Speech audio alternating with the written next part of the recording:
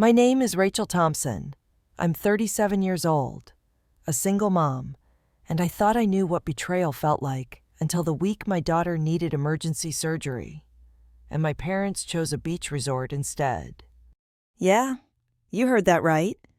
They wouldn't even co-sign a loan to help save her spine, but they had no problem dropping $14,000 on an all-inclusive coastal vacation with my sister and her kids.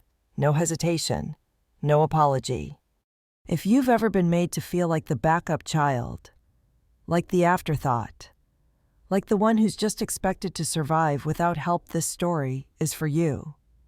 And if you've ever sat in a plastic hospital chair at 3 a.m., wondering why the people who raised you can't find it in themselves to care, then please, hit the like button, leave a comment, and subscribe. Because this is not just about my family. It's about what happens when the people who should have had your back become the reason you fall. Let me take you back to the moment everything started to unravel. It was a Thursday when the phone rang. Haley had been in a car accident, a real one, not a fender bender, not a she'll walk it off. The voice on the other end was calm but clipped. She's stable, conscious. But we need you here. Now. I remember throwing on the first shoes I could find, one sneaker, one flip-flop, and racing down the hall of my apartment like the ground was crumbling behind me. By the time I got to the hospital, she was already in a neck brace, pale, bruised, eyes glassy. She tried to smile when she saw me, but even that looked like it hurt. I sat there for hours, clenching and unclenching my jaw, staring at the IV pole like it owed me answers. Her spine was fractured. The scans showed inflammation. The doctors said the next 24 hours were critical. The surgery options came the following morning. 2 roads. One was advanced cutting edge, almost 98% success rate, low risk of nerve damage. It wasn't covered by insurance. The other was covered, but it came with a 20% higher chance of permanent injury. Paralysis. I didn't need time to think. We'll go with the first one, I told the surgeon before he even finished listing the risks. He nodded, but then added, "It has to be tomorrow. After that, the inflammation changes, and so does our success rate." Tomorrow. Less than 24 hours. The number was big, like stab you in the gut and smile big. I tried to swallow the panic, tried to stay calm. I told myself I had a plan. I stepped into the hallway. Cold tiles, burned coffee in a styrofoam cup I couldn't remember buying. I scrolled through my phone and tapped a name I hadn't asked anything from in over a decade. Dad answered. "Hey, kiddo, everything okay?" I wish I could have said yes. "Haley needs surgery," I said. "The good kind, the safe one, but it's not covered, and I need help, just to cover the difference." There was a pause. A long one. "Are you sure it's not included?" he asked. "I've checked. Double-checked. It's not on the approved list. I need to pay out of pocket by the end of the day to book the team." Then came my mom's voice on speaker. "Have you asked the insurance to reconsider? Sometimes they say no at first." "It's not a clerical thing," I cut in. "It's a new procedure. Not on their list. I've spoken with billing. This is our only shot." Silence. Just background noise. A faint TV, maybe, or a blender. I pictured their kitchen. White granite counters. A fridge covered in pictures of Stephanie's kids. Not one of Haley. "I'm not asking you to drain your savings," I said. "Just co-sign or help bridge the difference. I'll pay it back." Then my dad coughed. "It's just, the timing's really bad, honey." And my mom added gently, "We leave Monday. The cancellation deadline's already passed. Stephanie's been planning this trip for months. The kids are so excited." The $14,000 resort trip. That one. I blinked. "She could end up paralyzed," I said, my voice flat.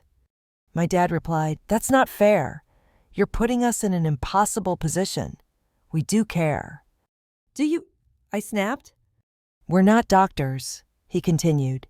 If insurance won't pay, maybe it's because the cheaper option is still safe. Maybe you're being upsold. I actually laughed. This isn't a used car, Dad. It's Haley's spine. My mom's tone turned pitying. You're very emotional right now. Maybe slow down.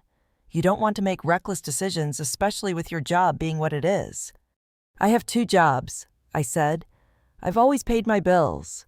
I even helped you pay yours. That's not fair, she whispered. You chose to do that. I bit my lips so hard it almost bled. No time to plan, I asked. So the answer is no. There was a pause. Then, We just can't. I hung up. I didn't cry. Not then. I walked out to the bench in front of the ER and sat down. Watched a pigeon limp across the sidewalk. Wondered if its parents would have paid for its surgery. If they could. Then I opened my laptop. The emergency loan form wasn't hard, just long. Click here. Agree to this. Sign this. Hope the algorithm likes you today. I got approved. Barely. 1/3 of what I needed. And then, I did something I promised myself I wouldn't do again. I called them back. My dad answered, alone this time. I explained quietly, calmly. Told him I'd been approved for a loan, but I needed a co-signer to unlock the full amount. That he wouldn't pay a cent. That it was all on me. Another pause. Always the pauses.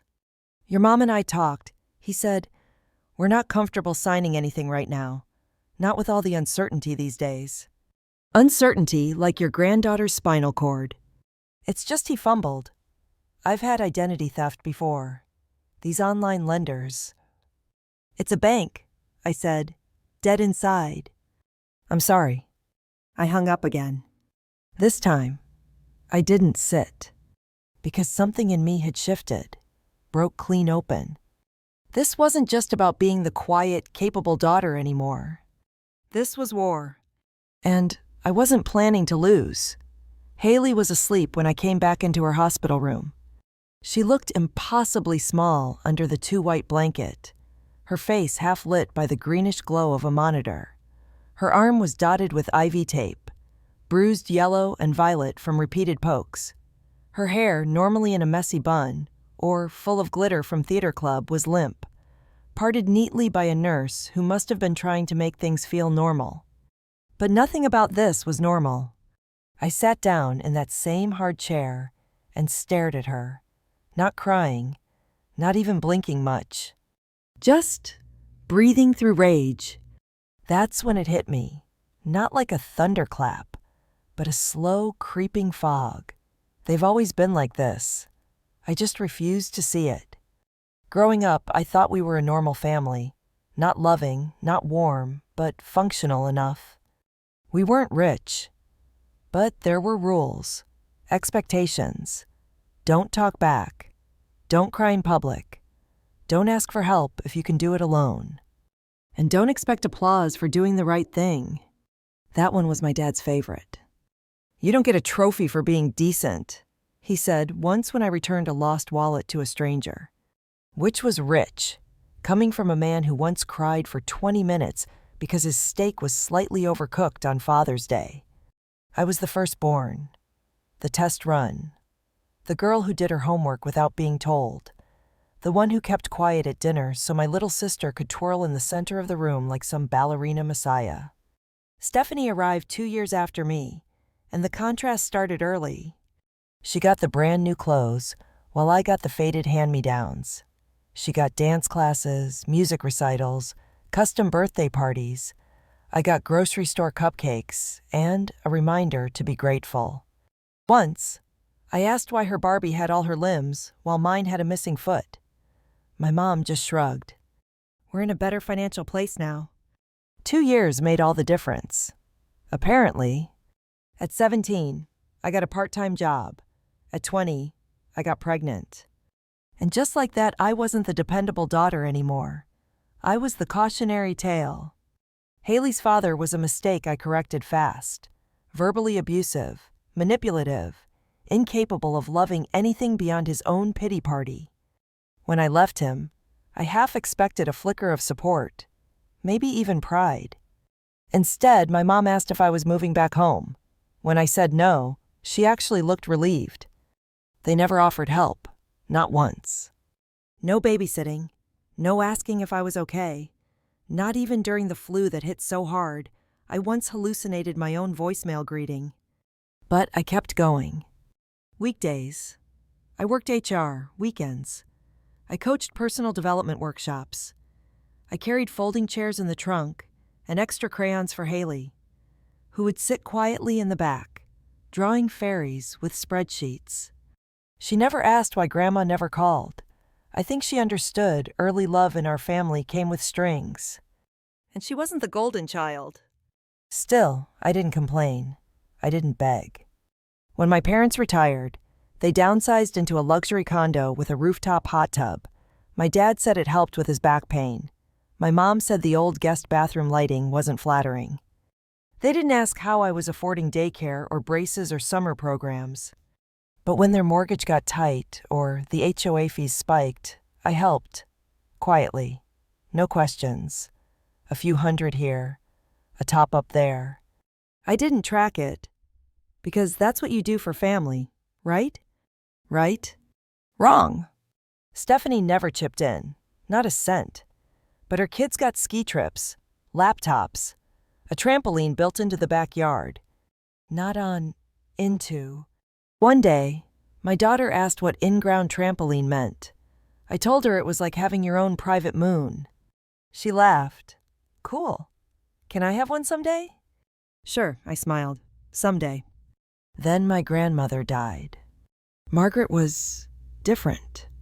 Smart, stern, but honest in a way that was refreshing. She could calculate compound interest faster than I could boil water.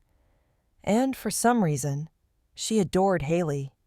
They used to sit for hours, playing mock investing games, like Monopoly. Haley told me, but with spreadsheets.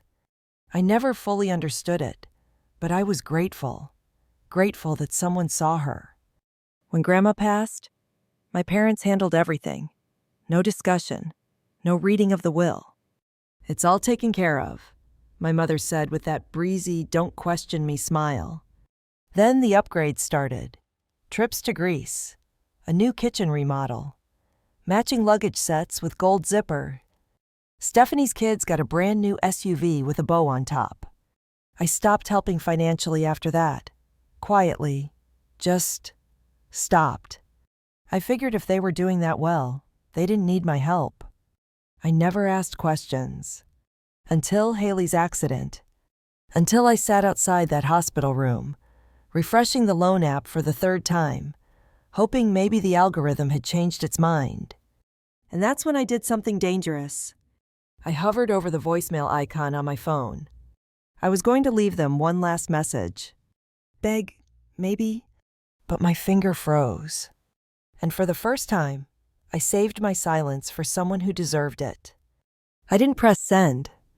That voicemail became a symbol of everything I'd swallowed. Every time I made myself small to make them comfortable. Every time I convinced myself they just didn't know how to love right. But maybe they did. Maybe they just chose not to. I turned the phone off. And I turned something on inside myself. The version of me they'd always preferred, the quiet, grateful, uncomplaining daughter. She was gone. I was done asking, done waiting.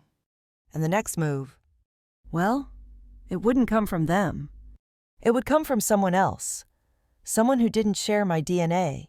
Someone who, surprisingly, answered on the very first ring. I didn't know what I expected when I picked up the phone. Maybe an awkward, "Who is this?" Maybe a polite decline.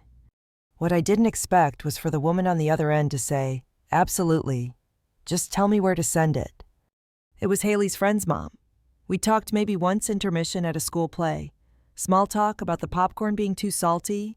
That was it. I called her anyway. Desperate. "Hi. This is Rachel, Haley's mom. I know this is coming out of nowhere. And I hate to ask, but Haley's been in an accident. She's okay, but she needs surgery.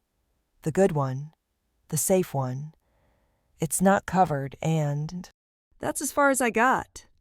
She didn't even let me finish. Her voice was calm. Sure. Just tell me what you need. That moment cracked something open in me. And once the crack formed, people poured through it. I called a retired teacher I hadn't seen in years. She offered $500 from her pension. A guy I worked with 10 years ago Venmo'd me $300. The note just said, "For a good mom, don't worry about it." Haley's violin teacher shared the situation in a private group chat. 2 hours later, a woman I'd never met showed up to the hospital waiting room with snacks, toothbrushes, and a $50 bill tucked into a card that said, "You are not alone." And suddenly, I wasn't... The shame hit me like a wave. I locked myself in the bathroom stall on the 3rd floor and cried not because of the money, but because these people didn't owe me a thing. They weren't the ones I'd helped. They weren't the ones I'd stayed quiet for, supported financially, defended in arguments they didn't deserve to win.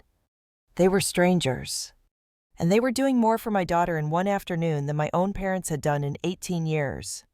That humiliation didn't crush me, it fueled me. I stopped whispering. I started asking, directly, boldly, embarrassingly. Every call was a rebellion. Every ask, every awkward pause, every embarrassed breath, it was all defiance. I wasn't going to disappear quietly. By late afternoon, I started a spreadsheet not just to track who gave what, but to hold on to my sanity. Each name, each donation, was a tiny middle finger to the people who had said no. The people who smiled in Facebook photos next to luxury resorts, posting captions about family first with filtered sunsets in the background. That spreadsheet, it became a symbol, a ledger of decency. Row by row, it rebuilt something inside me. Then, a knock on the hospital room door. It was Haley's best friend, Sophia, and her mom. I'd always liked Sophia, kind, sharp, intuitive, but we weren't close. Sophia's mom didn't say a word, just walked over, reached into her purse, and pulled out a credit card. She held it out to me. $20,000 limit, she said. Use what you need. I stared at her, stammered, tried to give it back. I can't. What about interest repayment boundaries? She cut me off. You're a good mom, she said. Let people be good to you. For a second, I forgot how to breathe. I took the card with shaking hands. The surgery got paid for in full. That same evening, no loans, no co-signers, no begging voicemail. I signed the consent forms with a borrowed pen, my hands trembling so hard I could barely hold the paper still. Haley went into surgery with the best team, the best equipment, the best odds. And my parents, they didn't say a word. Not a call, not a text, not even a cheap thinking of you. But the universe, oh, it spoke. Because while I didn't blast them online, someone else did. Maybe it was Sophia, maybe a neighbor, maybe karma, finally tired of waiting. Because word got out, fast. People in the community started asking questions. Did you hear Rachel's parents went on a luxury cruise while their granddaughter was in surgery? Wait, wasn't that them in those beach photos on Facebook? They refused to help. But they have a hot tub on their roof. The whispers grew legs, then teeth. And then ding! 6 missed calls from my mom. No voicemail, just rings. A text from my dad, call us. Immediately. Oh, now you want to talk. I didn't pick up. I didn't text back. Because I was busy focusing on something far more important, keeping Haley alive and upright. That was the only thing that mattered now. And that's when the real call came. Not from a friend. Not from a relative. From a lawyer. A man I hadn't heard from in years, but a name I recognized instantly. Greg Marlowe. My grandmother Margaret's estate attorney. His voice was familiar, measured, concerned. "Hi, Rachel," he said. "I heard about Haley. I'm so sorry, but I need to ask you something." "Sure," I said, immediately on edge. "Did Haley ever receive her inheritance?" My blood went cold. "What inheritance?" A long pause on his end. Then, that's not right. And just like that, everything changed. "What do you mean, inheritance?" I asked Greg. I was standing in the hallway outside Haley's room, one hand pressed against the cold hospital wall, just to steady myself. My head felt light. My mouth went dry. "I mean," Greg said slowly, like he was choosing every word like a landmine. "Your grandmother left everything to Haley. Everything." My stomach dropped. "But my parents said it was all taken care of. No one ever mentioned." "I wrote the will," Greg interrupted gently. "There was a trust. Margaret made it very clear. It was to be held in her name until Haley turned 18. At that point, your parents were required legally to transfer control to her." I blinked. "She turned 18 months ago." Greg swore under his breath. "They never filed anything, never notified the bank, never even opened communication about the transfer. Rachel, they never intended to." My knees buckled. I slid down the wall until I was sitting on the cold floor, knees pulled to my chest. "They used it," I whispered. "They spent it," he confirmed. "From what I can tell, most of it. The trips, the luxury kitchen, the SUV with the big red bow, my daughter's inheritance. They didn't just say no when she needed help. They used her money to fund the lifestyle they valued more than her life." I don't remember how long I sat there. At some point, I made it back into the room. Haley was half awake, groggy from pain meds, but lucid enough to meet my eyes. She looked at me like she knew something had changed. "I'm okay," she whispered. I nodded. Then I told her everything. I expected tears, or rage, or disbelief. What I got was worse. Silence. She folded her arms across her chest and stared at the ceiling like it had betrayed her, too. "They said they loved me," she finally said. "All those Sunday dinners. All those books Grandma gave me. The dumb math games. They said they loved me." "I know," I said quietly. "They didn't even tell me. They just took it." I didn't respond. I couldn't. She picked at a loose thread on the blanket, not looking at me. "Can we do something?" she asked. "Yes," I said. "We can." Greg met us the next day. Haley sat upright in her bed, a notebook on her lap, 2 pages of questions already written in her slanted, precise handwriting. She asked about court, about process, about timing, about what we could recover. "And finally, Will, they have to answer for this." Greg looked between us, then nodded. "If we pursue this, it doesn't just stop at repayment. They violated fiduciary duty. They intentionally withheld and misused a minor's trust. It's fraud. It's theft." Haley didn't flinch. "Then I want it back. All of it." "You'll get it," Greg said. "But once this starts—" "I know," she cut in. "Once it starts, it doesn't stop." 2 weeks later, they returned from their cruise.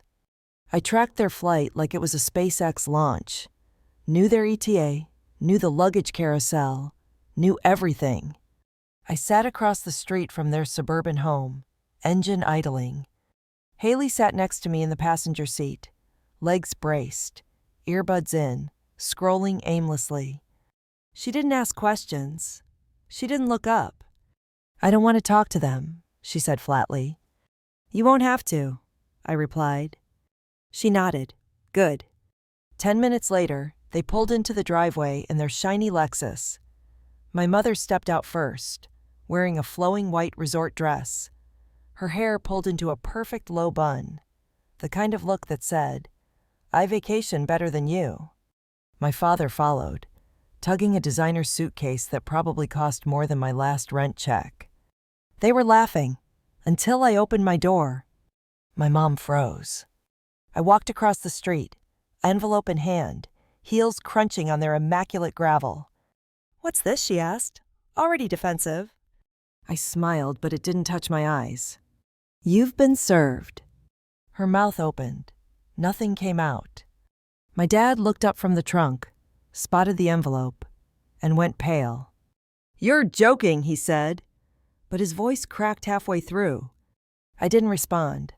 I turned and walked back to the car. Behind me, I heard her shriek my name. I heard my dad say, "Wait, Rachel, wait." But I didn't wait. I had waited enough. Later that night, Greg walked us through the full plan. Civil suit first trust violation, fiduciary fraud, financial theft. That alone would be enough to seize assets and restore the trust fund. But Haley wanted more than recovery. She wanted accountability. And I understood why. Because this wasn't just about money. This was about what almost happened. What could have happened if we hadn't found another way to pay for that surgery? If she had been paralyzed, while her grandparents were sipping wine at sunset on a beach paid for with her money. They didn't just fail to show up. They gambled with her life and didn't even blink. I asked Greg one final question before he left. "If we win, do they lose everything?" He looked me straight in the eye. "They lose what they stole." That night, I couldn't sleep. I sat on the floor beside Haley's bed and opened my email. Drafted something, then deleted it. Started again. In the subject line, I typed, "You chose you." I didn't hit send. Not yet. But for the first time in years, I felt like I could The courtroom smelled like old carpet and stress. Haley sat beside me in her navy blazer, spine straight, expression unreadable. Her hands were folded in her lap, but I could see her thumb tracing circles on her palm, one of her old habits from when she used to get stage fright before theater club. But this wasn't a performance. This was war. And my daughter, she was here to win. Across from us, my parents looked like strangers. My mom was in a pale beige suit, the kind you wear when you want to look elegant but forgettable. My dad sat stiffly, jaw clenched, eyes refusing to land on either of us. The only time he moved was to whisper something to their lawyer, a man who looked like he billed by the syllable. He smiled too much, used words like disproportionate bequest and questionable testamentary capacity. Translation: Grandma was confused, and Haley, in their opinion, had no business being the sole heir. Greg didn't even blink. He opened his briefcase, pulled out paper after paper, copies of bank transfers, emails, trust documents, notarized letters. Then he dropped the hammer emails from Grandma Margaret herself. One said, "Haley reminds me of myself. Calm, curious, brilliant with numbers. She's the only one who listens when I talk about compound interest. That alone deserves a fortune." Their lawyer stammered something about intent. Greg didn't raise his voice. He didn't need to. He just asked, "Then why, after Haley turned 18, did they make no attempt to contact the bank, or the attorney, or even Haley herself?" The courtroom went quiet. "Why?" Greg continued. "Did they drain nearly 70% of the trust within 12 months on cruises, remodels, and luxury items?" Another pause.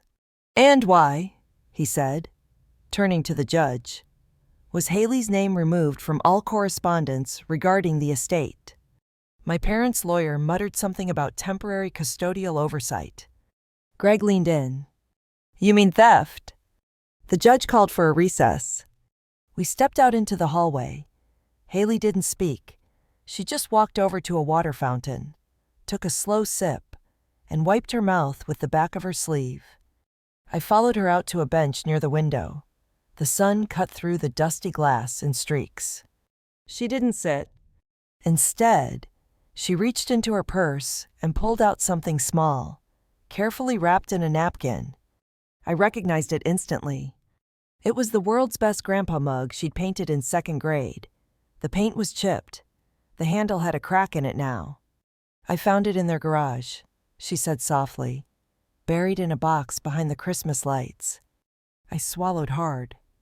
Haley turned the mug over in her hands, then set it down gently on the windowsill. "Let's see what the court thinks it's worth," she said, and walked back inside. When we returned to the courtroom, the judge was ready. Her voice was firm but fair. The verdict was clear. They breached fiduciary duty. They concealed and misused the trust. The court orders full restitution of remaining funds, immediate seizure of liquid assets, and transfer of all estate items back to the legal heir, Haley Thompson. You could hear a pin drop. My mother gasped. My father looked like the air had left his lungs. But the judge wasn't done. Due to the irreversible dissipation of over $200,000 in trust assets, additional civil penalties will apply. Their home, vehicle, retirement accounts, and secondary property will be liquidated. The gavel came down. Just like that, the show was over. They lost everything. The house, the car, the art collection my mom used to brag about to anyone who'd listen gone. The spa weekends, the rooftop hot tub, the pearl necklace she once told me I'd never be classy enough to inherit seized. They moved into a rental near the freeway, the kind of place where you keep the windows closed unless you want to hear sirens all night. Word got around. Family members stopped calling. Friends stopped liking their vacation posts. Someone spotted my mom at a thrift store trying to sell a designer handbag. My cousin told me she claimed, "Rachel's ruined the family." But it wasn't me who gambled with my granddaughter's life. It wasn't me who stole from a child. And it wasn't me who thought Haley wouldn't fight back. Because the thing is, she did. And she wasn't done. A week later, Greg called again. "Are you sitting down?" he asked. My stomach dropped. What now? He sighed. "We found something. A series of recent transfers. Offshore. Hidden under a separate entity. Your Aunt Diane's name." "What kind of transfers?" "Large ones. 6 figures. All from accounts your parents failed to disclose during discovery." I gripped the phone tighter. "They tried to hide money after the civil judgment." "Exactly."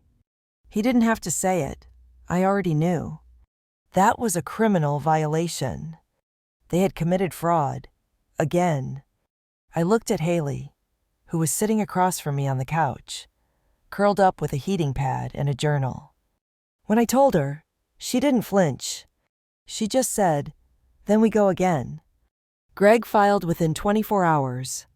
This time, it wasn't about recovery. It was about justice. The courtroom this time felt colder. Less theater, more reckoning. There was no cushioned denial left for my parents to sit on. No confused grandma. No misunderstood intent. This time, it was fraud. Plain and sharp. They were accused of hiding assets illegally, moving over $100,000 to an offshore account in my Aunt Diane's name. A clear violation of the civil ruling. And the government doesn't like being lied to. The DA didn't hold back. "The defendants," she said, "not only betrayed the trust of a minor, they betrayed the justice system by attempting to conceal assets post-verdict. This was not negligence. It was premeditated. Coordinated financial deception." I watched from the second row as my mother sat in a stiff gray blazer. Her hair pulled back so tight it looked painful. My dad wore the same wrinkled suit from the civil case. Only now it looked like it was wearing him. Their new attorney was louder, younger, more desperate. He pointed fingers at the financial system, claimed his clients were overwhelmed by paperwork, called the offshore transfer a miscommunication with a financial advisor. The judge wasn't buying it. The audience wasn't either. Because by then, people were paying attention. Someone had leaked part of the case summary to a local blog. Then it hit a parenting forum, then Reddit, then TikTok. Grandparents steal grandchild's inheritance. Use it on cruises and spa days. The comments section was brutal. My mom had once built an entire identity around her curated online image matching family photos. Vague captions about legacy and sacrifice, holiday cards printed on textured linen. And now, her mugshot was on the sidebar of a local news site, next to a headline about elder fraud. The judge didn't drag it out. She reviewed the transfers, the hidden accounts, the clear intention to evade. Then she gave her verdict. Guilty. Financial fraud, breach of fiduciary duty, intent to conceal assets. Because of their age and the nonviolent nature of the crime, the sentence wasn't decades. But it wasn't nothing. 12 months. In actual prison.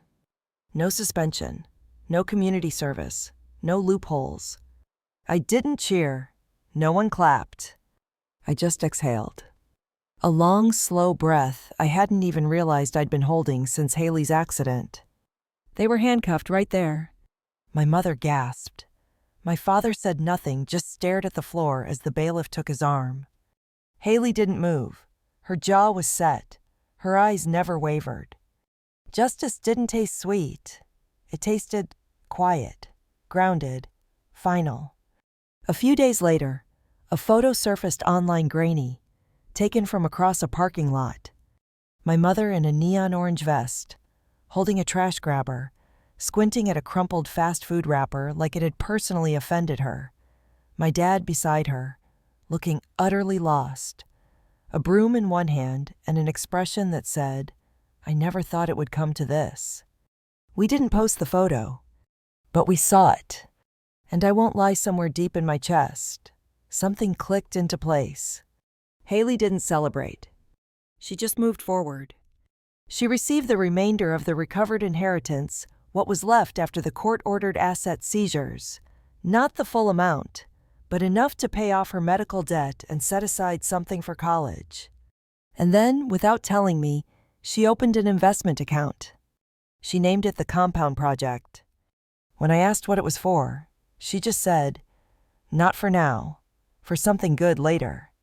I nodded, pretending I understood. But what struck me more than anything was how calm she was, how clear. She had walked through betrayal, humiliation, and a courtroom full of strangers dissecting her worth. And she had come out the other side, not angry, just done. One night, a week after the sentencing, I found her in the kitchen, reading. The late sun caught her profile just enough to make her look older than she was, stronger.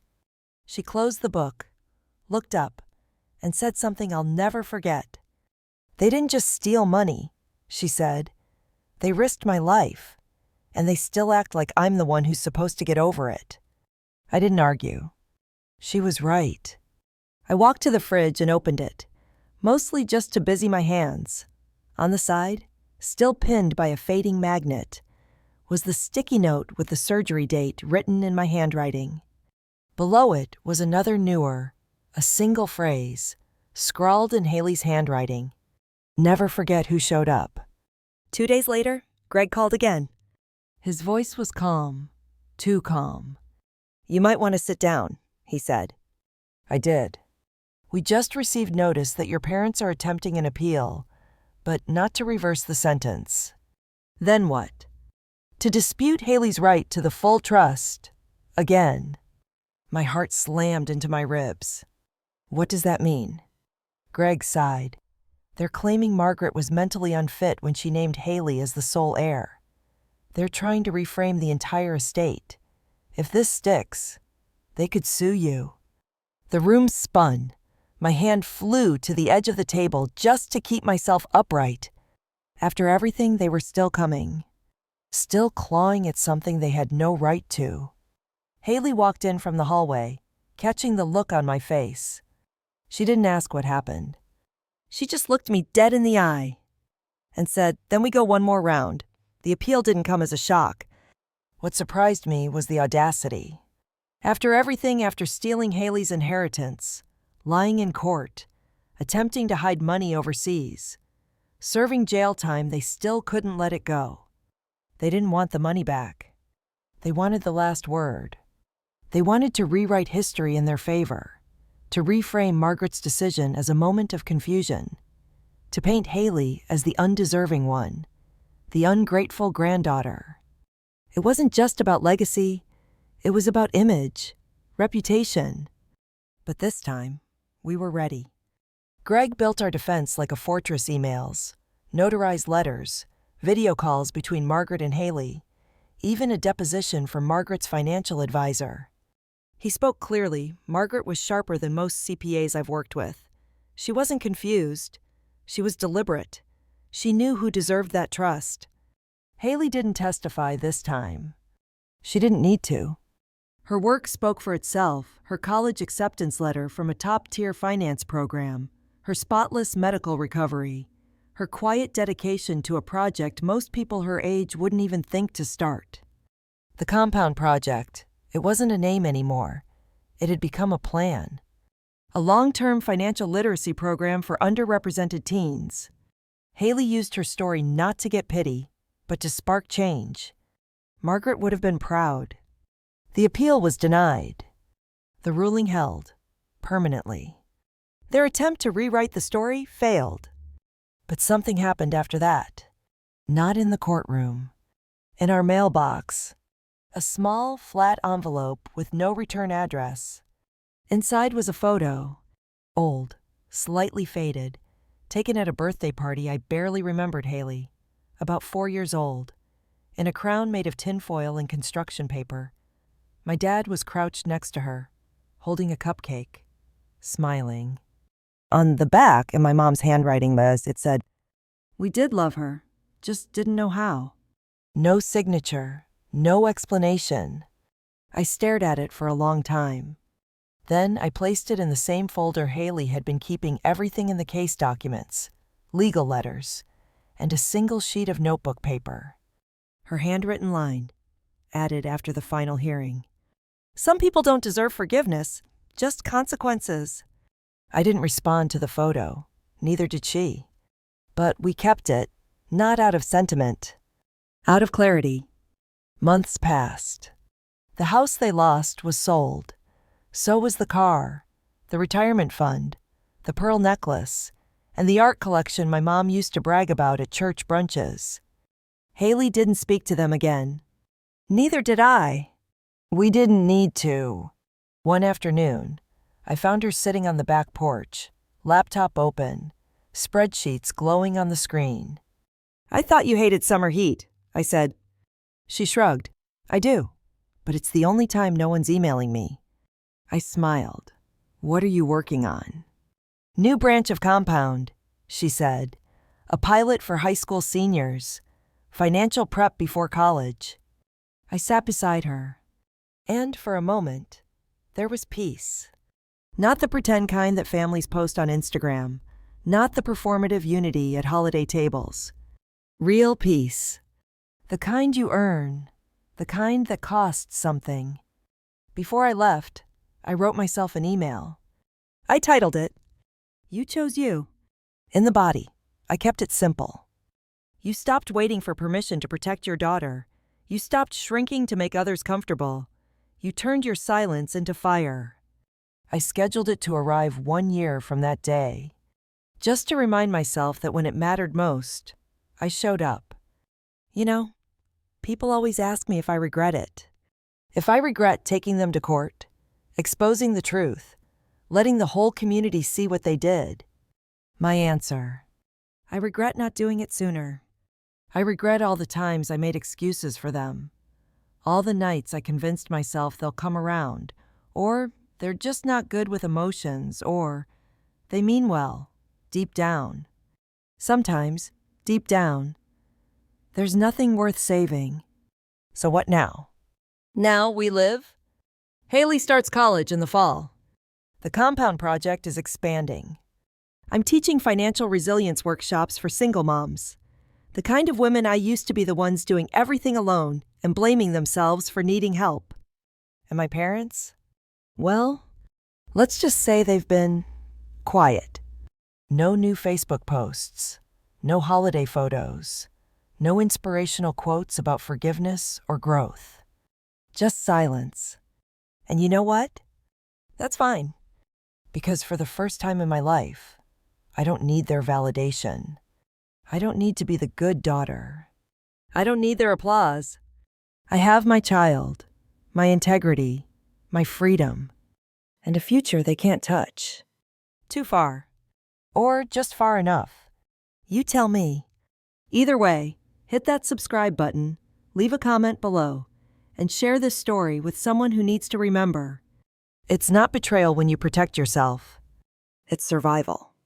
And sometimes, survival looks a lot like justice.